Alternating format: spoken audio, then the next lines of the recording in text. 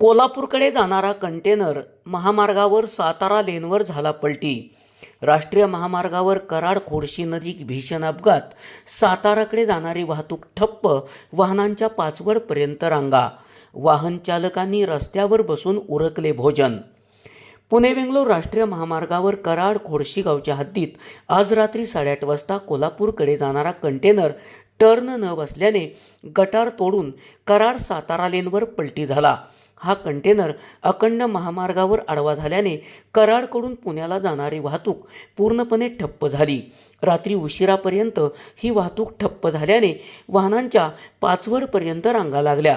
घटनेची माहिती मिळताच डीपी जैन कंपनीचे PRO ऑफिसर दस्तगीर आगा घटनास्थळी पोहोचले व त्यांनी पर्यायी मार्गाने लहान चारचाकी वाहने वळवून वाहतूक सुरळीत करण्याचा प्रयत्न केला।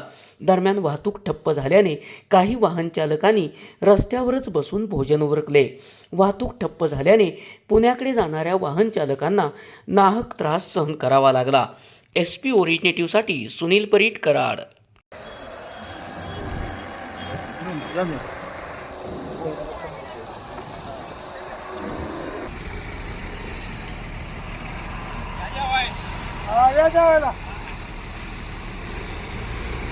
जाम करून टाक तिकडे नाही गाड्या गाडी